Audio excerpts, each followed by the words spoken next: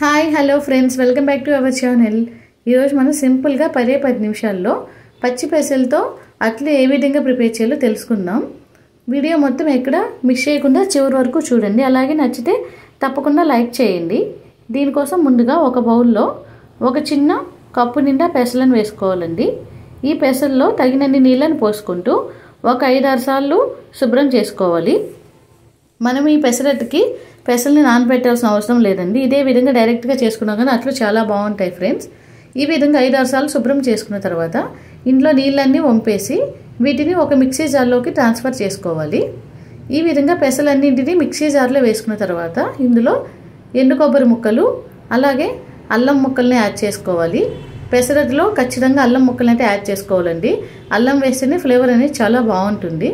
ఇందులోనే 2 పచ్చిమిర్చిని వేసుకొని తగినన్ని నీళ్లు పోసుకుంటూ ఈ పిండిని మొత్తం బరకగా గ్రైండ్ చేసుకోవాలి. పెసరట్టుకి ఎప్పుడు పిండిని బరకగానే గ్రైండ్ చేసుకోవాలండి. మెత్తగా గ్రైండ్ చేసుకుంటే అవి అంతగా బాగోవు. ఇప్పుడు ఇందులో రుచికి తగినంత సాల్ట్ని యాడ్ చేసుకొని తగినన్ని నీళ్ళని పోసుకుంటూ దోశ పిండిలాగా కలుపుకోవాలి. ఈ పెసరట్టుకి పిండిని మందంగా కలుపుకోవాలండి. మనం రోజువారీ కలుపుకునే దోశ పిండి కన్నా కొంచెం మందంగా ఇడ్లీ బ్యాటర్ లాగా ప్రిపేర్ చేసుకోవాలండి.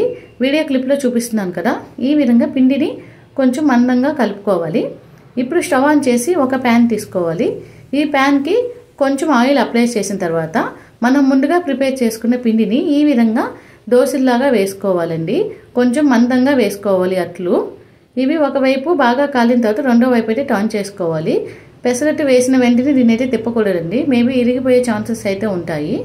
దీని ఎడ్జెస్లో కొంచెం ఆయిల్ని అప్లై చేసి ఇది ఒక సైడు బాగా కాగిన తర్వాత రెండో వైపుకి టర్న్ చేయాలి. చూసారు కదండి ఎంత చక్కగా గోల్డెన్ కలర్ వచ్చిందో. రెండు వైపులా ఇదే విధంగా ఎర్రగా వచ్చిన తర్వాత దోశని తీసుకొని ప్లేట్లో సర్వ్ చేసుకోవాలి ఫ్రెండ్స్. మీకు రెండో వైపు కూడా చూపిస్తాను చూడండి ఎంత చక్కగా కాలిందో. మన పెసరట్టు అయితే రెడీ అయిపోయిందండి. దీన్ని ఒక ప్లేట్లో తీసుకొని పక్కన పెట్టుకోవాలి.